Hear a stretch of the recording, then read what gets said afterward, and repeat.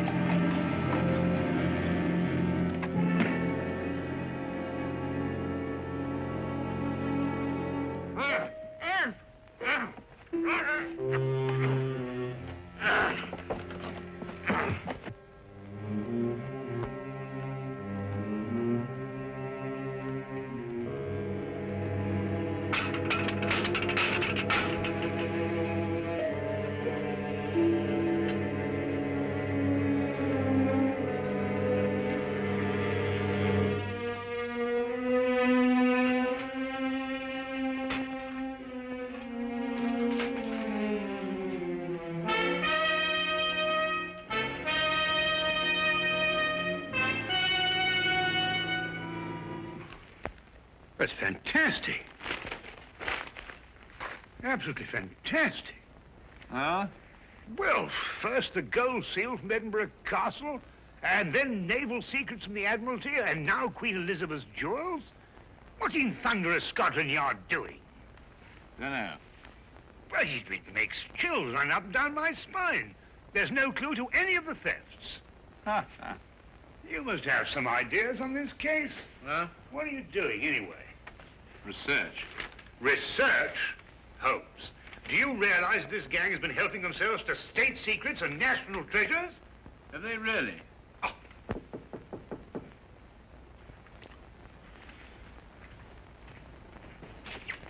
Oh, hello, Inspector. Come on in. Good morning, Dr. Watson. Is Holmes in? Yes, he is, but our communications seem to be faulty. Oh.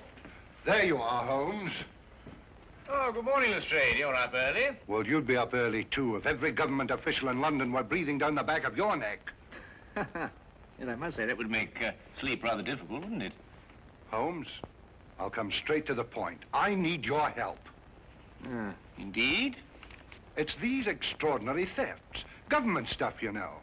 This man and his gang have evaded every trap we've set for them, and the commissioner's demanding results. I gather that your position is somewhat precarious and you wish to secure it, eh? Well, all right, Holmes. You can put it that way if you wish. Well, Lestrade, you know, there's only one thing for you to do. To regain the confidence of your superiors, you must go out and capture this criminal yourself. Well, goodbye, Mr. Holmes. Fine, Lestrade. Good luck. Lestrade, if I can be of any assistance, please don't hesitate to ask me. Thank you very much, Dr. Watson. Good day. Good day.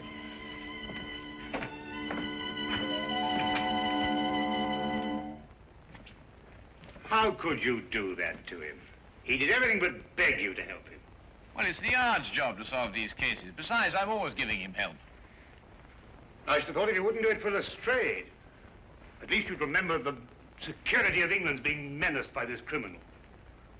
Now, look, I know you're pressed, Holmes, but you don't seem to realize the... That's a special blend of tobacco, Watson. You wouldn't like it. I'm sorry, Watson. I didn't mean to upset you. Oh, no, not at all. You just startled me. Sorry. Really. I'm just going out for a walk in the fresh air. Oh, yes, well, goodbye, Watson. Enjoy your walk.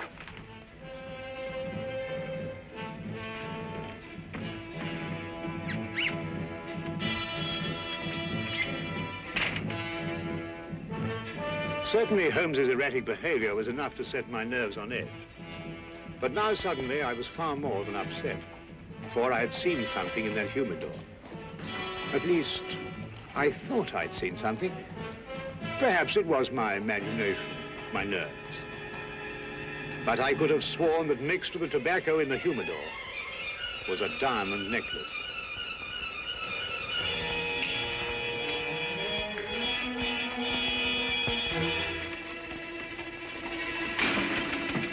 Oh, are you just going out?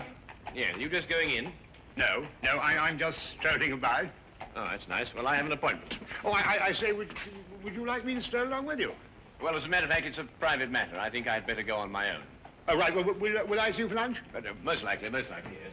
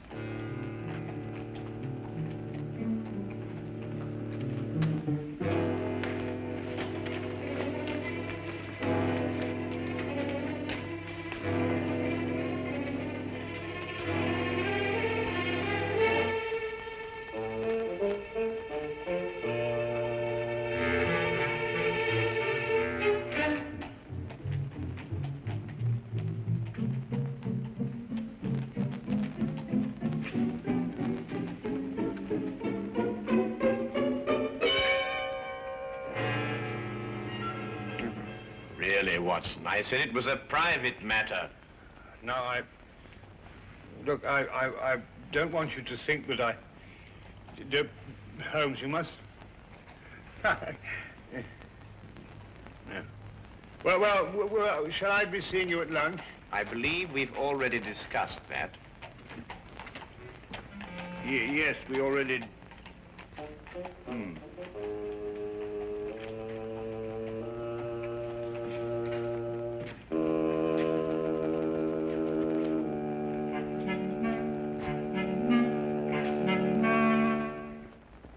When Holmes returned, he was kind enough to let the morning affair be forgotten, or apparently forgotten.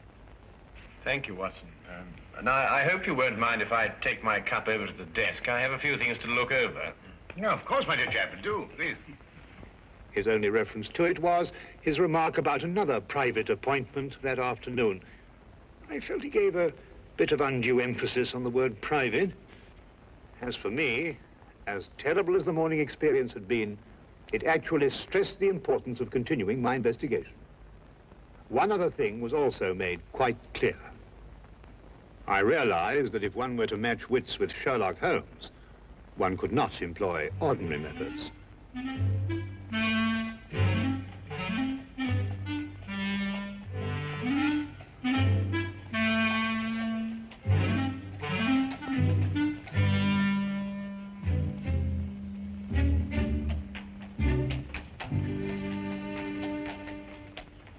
Charing Cross Station, please. I'm sorry, sir, this cab's engaged. That's all right. I'll double your fee. I'm sorry, sir, this cab is not available. But Melinda and I, we're eloping. We don't have time to, I'm very sorry, young man. I'll triple your fee. For the third and last time, young man, will you kindly go and elope with somebody else? Nobody understands us. Not your father or my mother, nor this cabbie. Come, Melinda. We will fight the world together. But we will prove our love.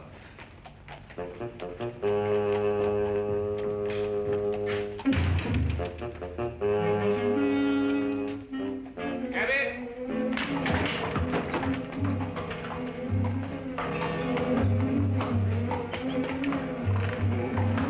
Number 860. What in heaven's name are you doing up here? This, sir, is where the cabbie usually sits. No. Really, Watson? I'm sorry, sir. I think you've made a mistake, sir. My name isn't... It's Sedgley, sir. Oh. Well, Sedgley, may I give you a word of advice? The corners of your beard are in dire need of repair. Most extraordinary behavior. Ah, here comes the legitimate carriage. Cabby! Cabby! Well, good day, Sedgley.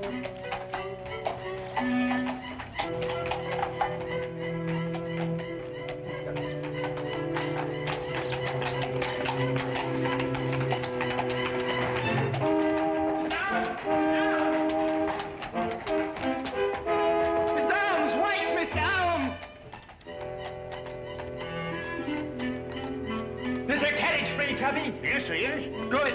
I'd 16 Bleak Street and get a move on. I gotta catch that gent what just took off. Get in, sir. 816 Bleak Street. Right you are, sir. Right.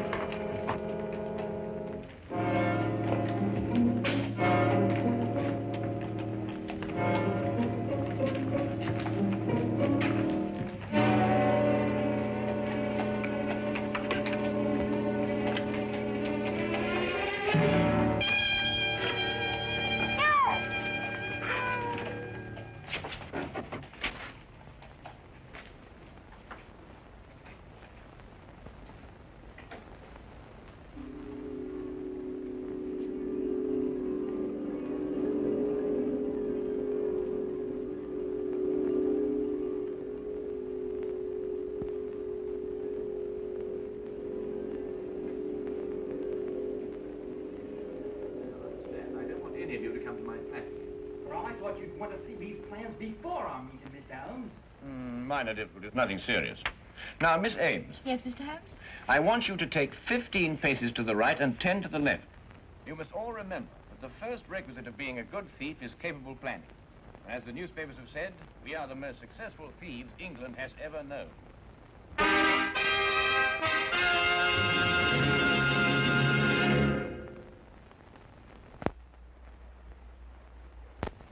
And now, we return to the case of the Neurotic Detective.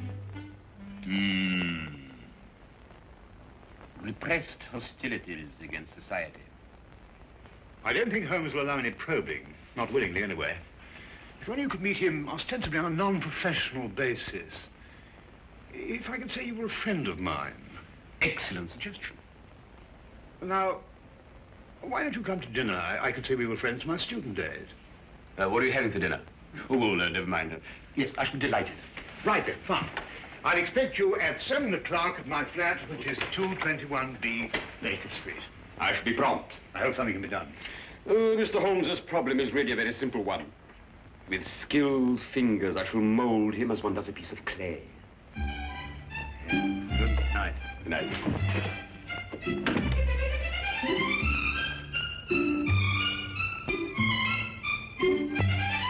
Ah, yes, the inner workings of the mind, Professor. Fascinating. It is amazing how many seemingly normal people are mentally disturbed. Now, take yourself, Mr. Holmes, as a purely hypothetical example. I imagine you might dream that the whole of London fails you. On the contrary, I sleep most soundly. Ah, but then there are all the little nervous habits, the idiosyncrasies. For instance, do you drum your fingers on the table? Do you ever pull the lobe of your left ear? Now, you know, it's interesting that you mention those things, Professor, because I've observed that you have 3 half-smoked cigars in your coat pocket, that your shoes have lifts in them to give you greater height, and that your fingernails are bitten down to the quick. Of course, hypothetically speaking, I suppose you're what one would call an erratic man. Observe the 3 half-smoked cigars. You're also a very vain man. Observe the lifts in your shoes. And more than that, you're a very, very insecure man. Observe the fingernails. I also observed that you've mangled 3 pieces of bread and that you've hacked your roast beef with a more than culinary vengeance.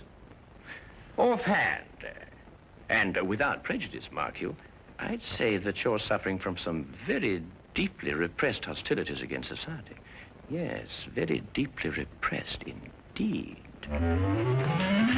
Professor, where are you going? You must excuse me.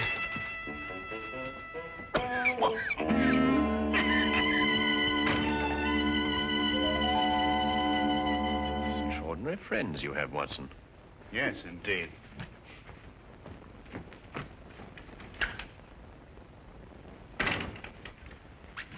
say he's completely disappeared. Oh, it's just as well anyway. I'm going to go out myself in a few minutes. Oh, really? A private matter? Oh, didn't I tell you, Watson? I've been invited to a reception in honor of the new Turkish ambassador. At the embassy? No, no. As a matter of fact, my dear fellow, it's at the house of our Minister for Foreign Affairs. Oh.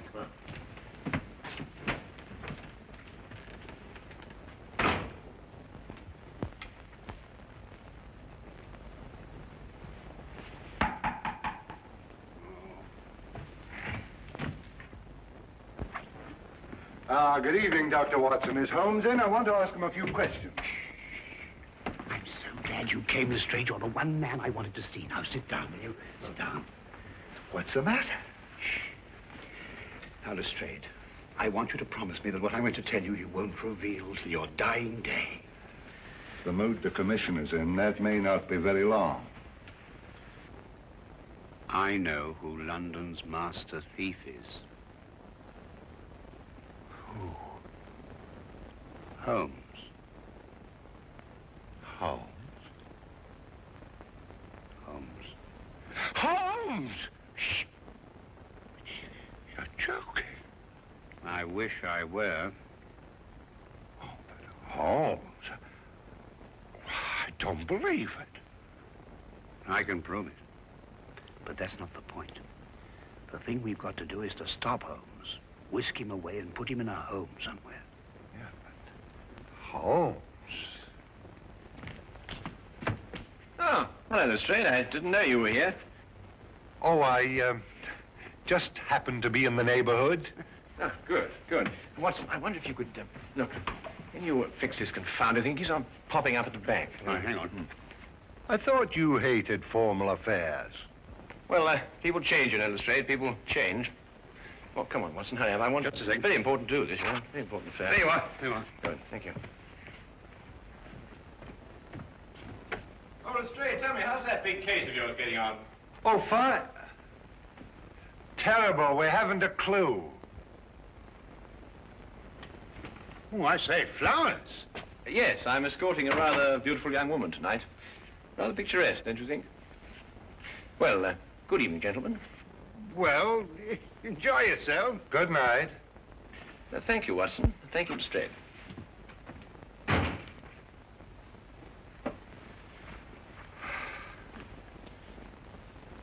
We knew what he was going to do.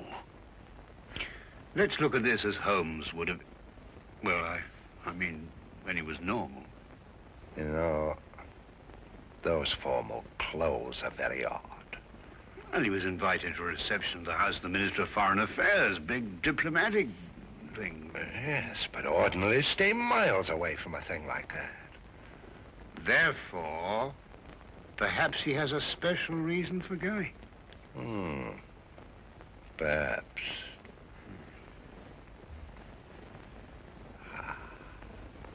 Yeah?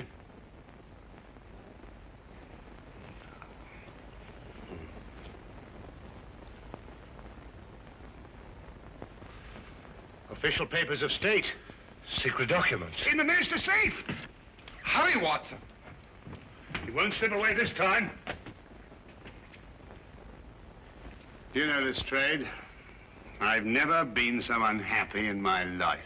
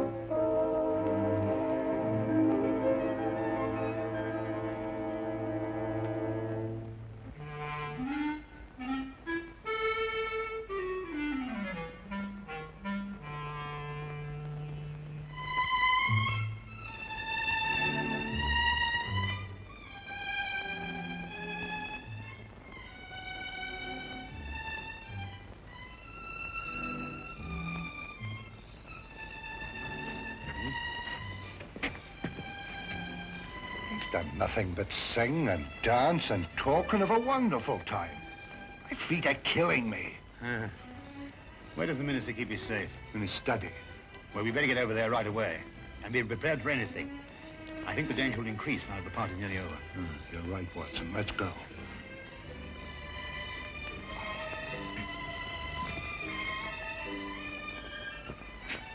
Ah, Wilkins. I didn't see Mr. Holmes anywhere, sir. But his young lady left in a carriage, all by herself, sir. Yeah, no time to lose. Dr. Watson. Yeah? I want you to hide behind this curtain here. And, Wilkins, what's in here? It's a cupboard. I want you to stay in here and come out when you need it. Right, sir. I'm going to stay in the hall. We'll get Holmes no matter what he does. Right. Right.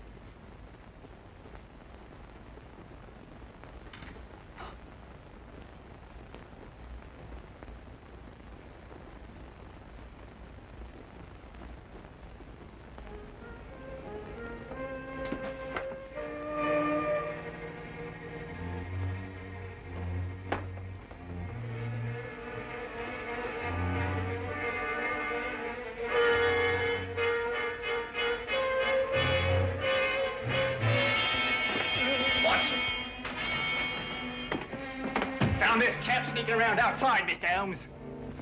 Good work, Toby.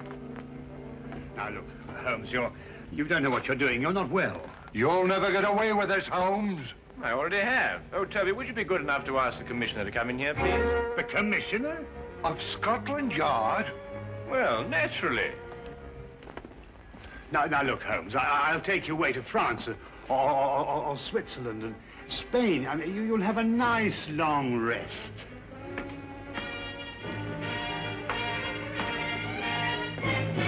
There you are, Commissioner. Splendid work, Mr. Holmes, splendid. Commissioner, you too? What are you talking about, Lestrade? And put your hands down. You're not in any danger. Yes. Mr. Holmes, all Bristol knows you a tremendous debt of gratitude for this magnificent service. Service? Dangers? What on earth are you talking about? There had been a great deal of unrest in recent months regarding the adequacy of the measures employed to guard many of our national treasures and government secrets. It was discussed in the various ministries and at the Yard. It was finally decided that we would put ourselves to a test. Mr. Holmes was hired as a most worthy adversary to our security. The results were most enlightening. A far tighter security system has already been planned. Working for Scotland Yard? But Holmes, why didn't you tell me? Because the only true test could be obtained by keeping the utmost secrecy. Every personal reaction had to be genuine. The men from Scotland Yard were told nothing because they too were being tested. It was essential that everyone believe these thefts in order that the test could be accurate and worthwhile. And the reactions were most amazing at the Yard. And to think, Watson, you didn't trust me. Oh, I say, look here, Holmes. No, Holmes, really, you've got to listen to me, please. I mean, get my point of view. I mean, for all I knew, the whole British Empire was at stake. Well, yes, you have a point there. Come along, Sedgley. Oh, really, Holmes? Sedgley?